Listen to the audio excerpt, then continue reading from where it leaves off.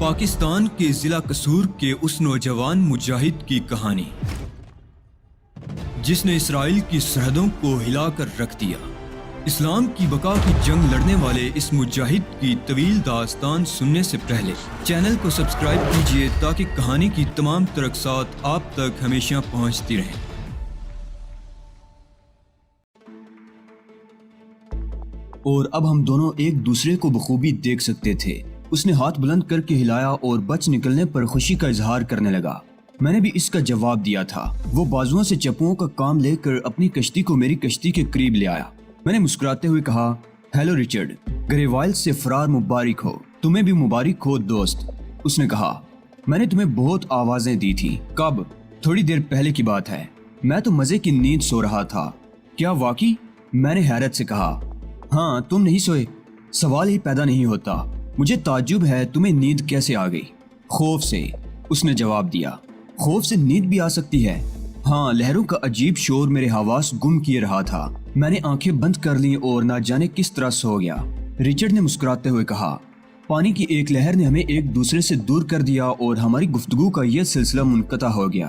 لیکن جب لہر پرسکون ہوئی تو ہم نے لیٹے لیٹے ہاتھوں کے چپو چلانے کی کوشش دوبارہ شروع کر دی اور تھوڑی سی جدوجہد کے بعد پھر قریب آ گئے۔ میں نے رچرڈ کو تھوڑی دیر قبل والی صورتحال سے آگاہ کیا۔ وہ خوفزدہ لہجے میں بولا، او خدا، میں بچ گیا۔ کیوں؟ ابھی چند لمحات قبل میں سوچ رہا تھا کہ لیٹے لیٹے کمر تھک گئی ہے، کیوں نہ اٹھ کر بیٹھ جاؤں۔ رچرڈ نے جواب دیا اور میں ہنسنے لگا۔ تم نے کچھ کھایا؟ ہاں، بھوک بہت لگ رہی تھی۔ اور تم نے؟ ماں بدولت ناشتہ ہی تو کر رہے تھے جب یہ حادثہ پیش آیا، میں نے مسکراتے ہوئے کہا اور رچرڈ ہنسنے لگا۔ سورج افق کو چھونے لگا اور تھوڑی دیر بعد سمندر میں غروب ہو گیا۔ رات کی تاریکی برق رفتاری سے ماحول کو نگل رہی تھی۔ اب تک سفر میں اس چھوٹے سے لیکن جان لیوا حادثے کے علاوہ اور کوئی دقت پیش نہیں آئی تھی۔ رچرڈ اس وقت بھی میرے قریب ہی تھا۔ میں نے اسے آواز دی، رچرڈ، رات ہو رہی ہے، کیا تمہیں خوف محسوس ہو رہا ہے؟ تم اس سے خوف نہیں کہہ سکتے، لیکن ہم ایک ہی کشتی میں ہوتے تو زیادہ بہتر تھا۔ تکنیکی لحاظ سے یہ بہتر نہ ہوتا۔ اگر کشتی لمبے درختوں کے ایک ہی ٹکڑے سے بنائی گئی ہوتی تو ہم اس کو گراتے وقت متوازن نہیں رکھ سکتے تھے۔ اسی مجبوری کی بنا پر، ہاں، میں نے گہری سانس لے کر خشک ہونٹوں پر زبان پھیری اور منہ بنا کر بیٹھ گیا۔ سمندری نمک ہونٹوں سے بری طرح چپک رہا تھا۔ ہوا تیز ہونے لگی تھی۔ مغربی سمت سے سیاہ بادل امڑ رہے تھے۔ یہ تاریکی کے بادل تھے اور آن کی آن میں سمندر پر مکمل تاریکی چھا گئی۔ گور تاریکی جس میں لہروں کے سفید جاگ ضرور چمک رہے تھے اور بس۔ میں نے کشتی میں لیٹ کر آنکھیں بند کر لی۔ لباس اول تو بھیگا ہوا تھا اور پھر نمی کی وجہ سے ہواؤں کے جھونکے بھی اسے خشک نہیں کر سکے تھے۔ دن خاصا گرم رہا تھا لیکن رات کو ہوائیں سرد ہونے لگی تھی۔ لیکن ان ہواؤں سے بچنے کا کوئی ذریعہ نہیں تھا سوائے اس کے کہ قوت ارادی سے کام لے کر انہیں خود پر مسلط نہ ہونے دیا جائے۔ پانی کی چھینٹیں اڑ اڑ کر بدن کو مسلسل بھگوئے جا رہے تھے۔ اوپر سے سرد ہوائیں لگتی تو لطف ہی آتا جاتا، لیکن قید خانوں میں زندگی کب صحیح راستوں پر جا رہی تھی۔ ان تکالیف کو تو برداشت کرنا ہی تھا، انہیں ٹالنے کا کوئی امکان نہیں تھا۔ چنانچہ خود کو بے حس کرنے کی کوشش کرنے لگا۔ وقت گزرتا رہا، پھر آسمان سے ہلکی ہلکی روشنی پھوٹنے لگی۔ آسمان پر چھوٹے چھوٹے کروڑوں ستارے ابھر آئے تھے۔ آہستہ آہستہ سمندر سے چاند ابھر آیا۔ اس کی روشنی میں رچرڈ ایک ہیولے کی مانند دکھائی دیا۔ وہ ہواؤں کے رحم و کرم پر تھا اور مجھ سے آگے کچھ فاصلے پر نکل چکا تھا۔ جوں جوں چاند ابھرتا رہا تاریکی کم ہونے لگی۔ لہریں چاندی کی مانند چمک رہی تھی۔ میری آنکھیں زیادہ دیر تک یہ چمک برداشت نہ کر سکی۔ پچھلی رات بھی نہیں سویا تھا، اس لیے نیند کا بھی غلبہ تھا۔ میں نے دل سے دعا مانگی کہ گہری نیند آ جائے، بالکل اسی طرح جیسے رچرڈ خوف سے سو گیا تھا۔ میں آنکھیں بند کیے کہ نیند کا انتظار کرنے لگا۔ لمحے بھر غنودگی طاری رہتی لیکن پھر ایک دم ہوش آ جاتا۔ اندر سے ایک آواز ابھر رہی تھی، ہوش میں آؤ، نیند مہنگی پڑے گی۔ یہ کہنا آسان تھا لیکن اس پر عمل مشکل۔ غنودگی بار بار طاری ہوتی اور میں چند لمحے کے لیے غافل ہو جاتا۔ سر میں درد ہونے لگا تھا، یوں لگ رہا تھا جیسے کوئی زور زور سے ہتھوڑے برسا رہا ہے۔ کچھ سمجھ میں نہیں آ رہا تھا کہ کیا کروں۔ اگر گہری نیند سو جاؤں تو کہیں کوئی حادثہ نہ پیش آ جائے، اور جاگتا رہوں تو یہ سر اور بدن کی ٹھنڈک۔ کوئی بات سمجھ میں نہیں آ رہی تھی۔ ٹانگیں بری طرح اکڑ رہی تھی اور بدن بھی سر کی طرح درد کرنے لگا تھا۔ میری آنکھیں ایک بار پھر رچرڈ کی کشتی کی جانب اٹھ گئیں۔ وہ اب کچھ اور دور ہو گیا تھا۔ میں نے زور سے سیٹی بجائی تاکہ وہ بھی اس کا جواب دے، لیکن کوئی نتیجہ برآمد نہیں ہوا۔ پھر میں نے زور زور سے رچرڈ کو پکارنا شروع کر دیا۔ میری آواز سمندر سے ٹکرائی لیکن کوئی جواب نہ مل سکا۔ تھک ہار کر میں خاموشی سے لیٹ گیا اور وقت آہستہ آہستہ گزرنے لگا۔ اب تک کہ اس سفر کو ہم مشکل سفر نہیں کہہ سکتے تھے، لیکن جوں جوں سورج بلند ہو رہا تھا ایک عجیب سا احساس ذہن پر چھاتا جا رہا تھا۔ سورج کی کرنیں رات بھر کے اکڑے ہوئے بدن کو درست کرنے کے بعد اس پر اثر انداز ہو رہی تھی۔ رات بھر سخت سردی میں گزارا کیا تھا اور دن کی روشنی شدید گرمی کا احساس دلا رہی تھی۔ بدن چونکہ بھاری نمکین پانی سے بھیگا ہوا تھا، اس لیے دھوپ کی کرنیں اس میں شدید جلن پیدا کر رہی تھی۔ ہونٹ پھٹ رہے تھے، آنکھیں جل رہی تھی، زبان خشک چمڑا معلوم ہوتی تھی، اور نمکین سمندری پانی جب پھٹے ہوئے بدن کے حصوں پر لگتا تھا تو یوں محسوس ہوتا تھا جیسے بدن میں زخم پڑ گئے ہوں۔ یہ تکلیفیں شدید سے شدید تر ہوتی گئیں، لیکن ان تمام تکلیفوں کے باوجود دل آزادی کے احساس سے معمور تھا۔ مجھے یقین تھا کہ کہیں نہ کہیں ضرور جا نکلوں گا اور اس طرح مصیبتوں کا یہ دور ختم ہو جائے گا۔ یہ احساس خود کو تسلی دینے کے لیے کافی تھا، لیکن سورج کی تمازت اب ناقابل برداشت ہوتی جا رہی تھی۔ مجھے یوں محسوس ہو رہا تھا جیسے میں اس کشتی میں بن کر رہ جاؤں گا۔ ہوا بھی گرم ہو گئی اور میرا سانس دھندکنی کی مانند چلنے لگا۔ کوئی بات سمجھ میں نہیں آتی تھی۔ میری آنکھیں پریشانی کے انداز میں چاروں طرف بھٹکنے لگی اور دفعتاً مجھے رچرڈ کا خیال آیا۔ میں اسے فراموش کر بیٹھا تھا، لیکن جب وہ مجھے یاد آیا تو میرا دل دک سے رہ گیا۔ میں نے آنکھیں پھاڑ پھاڑ کر سمندر میں چاروں طرف دیکھا، لیکن رچرڈ کی کشتی کہیں نظر نہیں آ رہی تھی۔ میں نے بوجھل دل سے سوچا کہ شاید رچرڈ کسی حادثے کا شکار ہو گیا۔ سمندر کے اس ہولناک سفر میں ہر لمحہ موت کی قربت کا حامل تھا اور کسی بھی لمحے زندگی موت سے ہمکنار ہو سکتی تھی۔ میرا دل ڈوبنے لگا۔ اگر رچرڈ سمندر میں ڈوب گیا ہے تو در حقیقت یہ ایک بہت ہی المناک حادثہ ہوگا۔ یوں تو زندگی کے بارے میں بھی وثوق سے کچھ نہیں کہہ سکتا تھا، لیکن اگر ہم دونوں کسی طرح ساتھ ہی مرتے تو بہتر تھا۔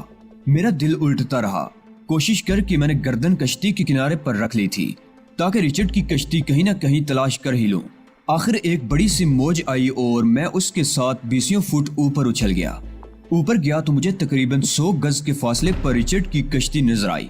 میں نے دیکھا کہ وہ بھی آنکھوں پر ہاتھ رکھے ادھر ادھر دیکھ رہا تھا۔ میں سمندر کی لہر کے ساتھ ایک بار پھر ابھرا اور کوشش کر کے زور سے سیٹی بجائی۔ رچرڈ نے اپنی کشتی پر میری طرف منہ کر لیا۔ اس نے ہاتھ ہلا کر اپنی مسرت کا اظہار کیا اور ایک جانب اشارہ کرنے لگا۔ میں چند لمحے تک تو اس اشارے کو سمجھ نہیں سکا تھا، لیکن جب میں نے محسوس کیا کہ وہ کسی سمت اشارہ کر رہا ہے تو میری نگاہیں بھی اس طرف اٹھ گئیں۔ ایک نظارے نے میری ساری تکلیفیں بلا دی تھی۔ میری روح کھینچ کر آنکھوں میں آ گئی تھی۔ بہت دور مجھے بلند و بالا درختوں کی چوٹیاں نظر آ رہی تھی۔ ہوا ابھی تک تیز تھی اور کشتی کی رفتار بھی اسی کی مناسبت سے کافی تیز ہو گئی تھی۔ میں نے محسوس کیا کہ کشتی ساحل کی جانب جا رہی ہے۔ میں نے نگاہیں آسمان کی طرف اٹھا کر خدا کا شکر ادا کیا۔ مجھے امید نہیں تھی کہ میں اتنی جلدی کسی ایسی منزل پر پہنچ جاؤں گا جہاں زندگی کی امید ہو سکتی ہے۔ یہ کون سی جگہ ہے؟ یہ کون سی جگہ ہے؟ میں سوچنے لگا۔ جذبات سے میری آنکھوں میں آنسو آئے جا رہے تھے۔ اگر میرا اندازہ غلط نہیں تھا تو درختوں کا وہ علاقہ 6-7 میل سے زیادہ دور نہیں تھا۔ وسیع و عریض سمندر بے رحم موجوں اور بے کراں خلاؤں میں گرے ہوئے انسان کو اپنا وجود ذرے سے بھی زیادہ حقیر نظر آتا ہے۔ وقت آہستہ آہستہ گزر رہا تھا۔ میں نے گرمی سے اپنے بدن کو بچانے کے لیے پانی چلوؤں میں بھر بھر کر اپنے بدن پر ڈال لیا۔ ساحل نزدیک سے نزدیک تر آتا جا رہا تھا۔ لہریں تیزی سے اس کی طرف بڑھ رہی تھی۔ اب جنگل اور بھی نمایاں ہو گیا تھا۔ اس کا مطلب یہ تھا کہ ہم ساحل سے زیادہ 2-3 میل دور رہ گئے تھے۔ کشتی کے گرد ڈولفن مچھلیوں نے گھیرا ڈال دیا تھا۔ سر پر پرندے منڈلا رہے تھے، لیکن خدا کا شکر تھا کہ کسی چیز نے ہمیں کوئی نقصان نہیں پہنچایا تھا۔ رچرڈ مجھے برابر نظر آتا رہا تھا۔ اب لہریں زیادہ بلندی تک نہیں اٹھ رہی تھی اور اندازے کے مطابق ہم ساحل سے صرف آدھے میل دور تھے۔ اس سرسبز و شاداب جگہ کے بارے میں کوئی صحیح اندازہ نہیں لگا سکتا تھا۔ میرا ذہن رات کی سرد ہواؤں اور دن کی سخت گرمی سے اس قدر مزمل ہو گیا تھا کہ سوچنے سمجھنے کی قوتیں کسی قدر سلب ہو کر رہ گئی تھی۔ لمبی لمبی ٹانگوں والے پرندے دل دل میں چونچے مارتے دکھائی دے رہے تھے۔ یہ ہزاروں کی تعداد میں تھے۔ جب کوئی لہر آتی تو یہ صرف 5 یا 6 فٹ اوپر پرواز کرتے۔ درختوں کے تنوں پر پانی کے نشانات ابھرے ہوئے تھے۔ میری کشتی چھپ چھپ کرتی آگے بڑھتی رہی اور پھر ایک زوردار جھٹکا کھا کر رک گئی۔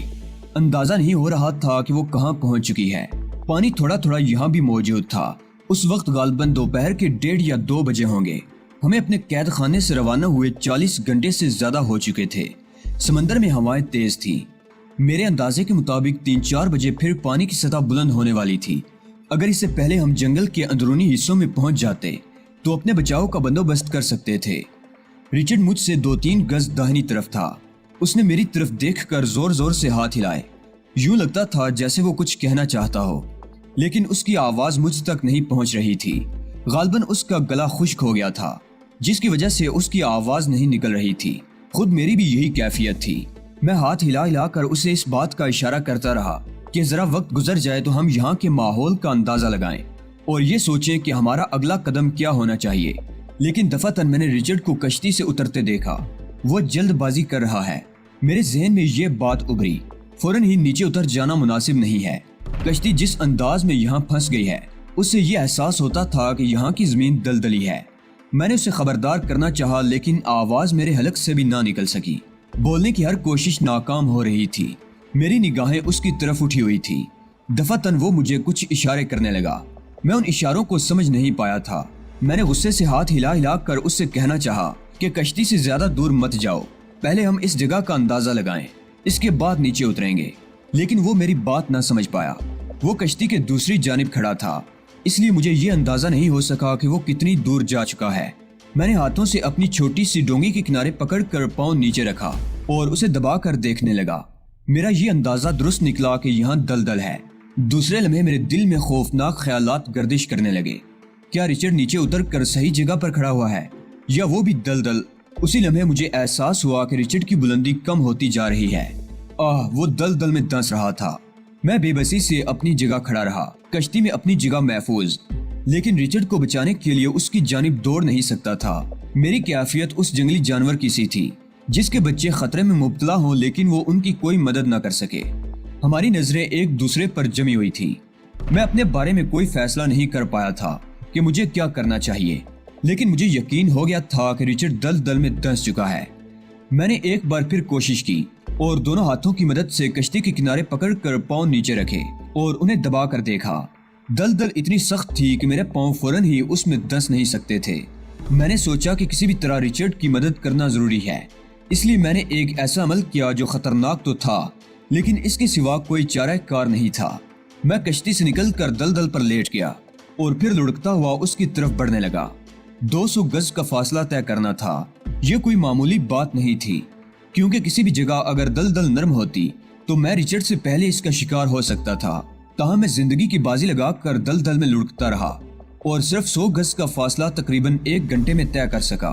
جب رچرڈ سے میرا فاصلہ کم ہوا تو میں نے دیکھا کہ وہ کندھوں تک نیچے دھنس گیا ہے۔ بدنصیب شخص منزل پر پہنچنے کے بعد زندگی کھو بیٹھا تھا۔ میں اس کے قریب پہنچنے کے لیے جان توڑ کوشش کرنے لگا۔ ہماری نظریں ایک دوسرے پر جمی ہوئی تھی۔ رچرڈ نظروں ہی نظروں میں کہہ رہا تھا کہ اب کوئی کوشش اسے نہیں بچا سکتی۔ عین اسی لمحے ایک لہر آئی اور جب یہ درختوں سے ٹکرا کر واپس پلٹی تو رچرڈ کا کہیں نام و نشان نہیں تھا۔ اس کا ہاتھ تک پانی سے باہر نہیں تھا جو مجھے الوداع ہی کہہ سکتا۔ میرا دل غم و اندوز سے ڈوبنے لگا، آنکھوں سے آنسو رواں ہو گئے۔ دل چاہا کہ چیخ چیخ کر روں۔ میرا دوست، میرا ساتھی جو اب تک ہر مشکل میں میرا ساتھ دیتا رہا تھا، میرا ساتھ چھوڑ گیا تھا۔ آنسو بے اختیار میرے چہرے کو تر کر رہے تھے اور میں دلدل پر لیٹا ہوا سوچ رہا تھا کہ اب میں تنہا رہ گیا ہوں۔ صحیح معنوں میں مجھے اب پتہ چلے گا کہ زندگی میں تنہا سفر کتنا بھیانک ہوتا ہے۔ قید تنہائی تو در حقیقت اب ملی تھی، ورنہ آج تک رچرڈ میرا ساتھی رہا تھا۔ اس سے پہلے واسدیو چلا گیا تھا اور اب رچرڈ۔ دکھ کی بات یہ تھی کہ منزل پر آنے کے بعد وہ منزل سے دور ہو گیا تھا۔ کاش رچرڈ جلد بازی سے کام نہ لیتا تو ہم صورتحال کا صحیح اندازہ لگانے کے بعد کوئی ایسی کوشش کرتے کہ اس دلدلی علاقے سے باہر نکلا جا سکتا۔ لہریں وقفے وقفے سے ڈوبتی ابھرتی رہیں۔ آہستہ آہستہ پانی اوپر چڑھنے لگا اور میں پانی کے بہاؤ کے ساتھ جنگل کی جانب بڑھنے لگا، لیکن اسی طرح لیٹے لیٹے۔ میں نے دلدل پر کھڑے ہونے کی کوشش نہیں کی تھی۔ میری کشتی کافی فاصلے پر دلدل میں دھنسی ہوئی تھی اور درختوں کے تنے اب مجھ سے صرف 20 گز زیادہ دور تھے۔ عام حالات میں انسان یہ فاصلہ چند لمحوں میں طے کر لیتا ہے، لیکن میں لہروں کے زور پر ایک ایک انچ آگے بڑھ رہا تھا۔ ہر بار مجھے دوسری لہر کے آنے کا انتظار کرنا پڑتا تھا۔ تھوڑی دیر کے بعد کانوں کے پردے پھاڑ دینے والا شور بلند ہوا۔ ایک بہت بڑی موج اچھلتی ہوئی میرے اوپر سے گزر گئی اور میں چند لمحات بعد ایک درخت سے لٹکا ہوا تھا۔ ہاتھوں اور پیروں کی جان اس طرح نکلی جا رہی تھی کہ میں اپنی مرضی سے انہیں ہلا بھی نہیں سکتا تھا۔ اگر سمندر کی لہر مجھے درخت کے تنے تک نہ پہنچا دیتی تو میں اپنی تمام تر کوشش کے باوجود اس جگہ نہیں پہنچ سکتا تھا۔ تقریباً 1 گھنٹے تک میں اسی طرح بے سود پڑا رہا، حالانکہ جس انداز میں پڑا تھا وہ بہتر نہیں تھا۔ میری کمر میں کوئی چیز چبھ رہی تھی، یہ درخت کی ٹوٹی ہوئی شاخ تھی، لیکن اس وقت یہ ہمت بھی نہیں ہو رہی تھی کہ یہاں سے ہٹ کر اپنے لیے کوئی مناسب جگہ ہی تلاش کر لوں۔ 1.5 گھنٹہ اسی طرح گزر گیا۔ سورج غروب ہونے میں کچھ دیر باقی تھی۔ میں نے اپنے آپ کو سنبھالا اور اٹھ کر بیٹھ گیا۔ میرے حلق سے بے اختیار کراہیں نکلنے لگی تھی۔ میں نے سوچا کہ اب اس درخت پر لٹکے رہنا تو مناسب نہیں ہے، آگے بڑھوں، زندگی کی تلاش میں قدم بڑھاؤں۔ چنانچہ میں آہستہ آہستہ نیچے اتر آیا۔ پانی چڑھتا جا رہا تھا اور اب درخت کے تنے پانی میں بھیگ گئے تھے۔ کچھ پتہ نہیں چل رہا تھا کہ آگے کیا ہے۔ لہریں آتی دور تک اپنے پیچھے پانی چھوڑ جاتی۔ میں کبھی پیدل چلتا اور کبھی تیرنے لگتا۔ دلدل پوری طرح ختم نہیں ہوئی تھی، کہیں کہیں چھوٹے چھوٹے ندی نالوں کی صورت میں بھی پانی موجود تھا۔ میں حتی الامکان تیز رفتاری سے سفر کر رہا تھا، لیکن ایک ایک قدم سوچ سوچ کر اٹھا رہا تھا کہ میں نرم دلدل میں نہ پھنس جاؤں اور بیچارے رچرڈ کی طرح جان دے دوں۔ ساتھ لائی ہوئی چیزیں کشتی میں ہی رہ گئی تھی، بھوک بھی لگ رہی تھی اور پیاس بھی، لیکن اس وقت کسی چیز کی طرف توجہ دینا ممکن نہیں تھا۔ ہاں، اگر خشکی پر پہنچنے میں کامیاب ہو جاؤں تو پھر اس سلسلے میں بھی بہتر طور پر سوچ سکوں گا، لیکن یہ سلسلہ کافی دیر تک جاری رہا۔ اس وقت سورج غروب ہو گیا تھا جب میں خشکی پر پہنچا، تاہم شفق کی روشنی میں نے مزید تھوڑی دیر اپنا سفر جاری رکھا اور پھر ایک بہت بڑے گرے ہوئے درخت کے تنے پر رات بسر کرنے کا فیصلہ کر لیا۔ انواع اقسام کے بے شمار کیڑے رات بھر میرے بدن پر رینگتے رہے، لیکن میں تھکن سے اس قدر چور تھا کہ دنیا و مافیا سے بے خبر ہو کر سو گیا۔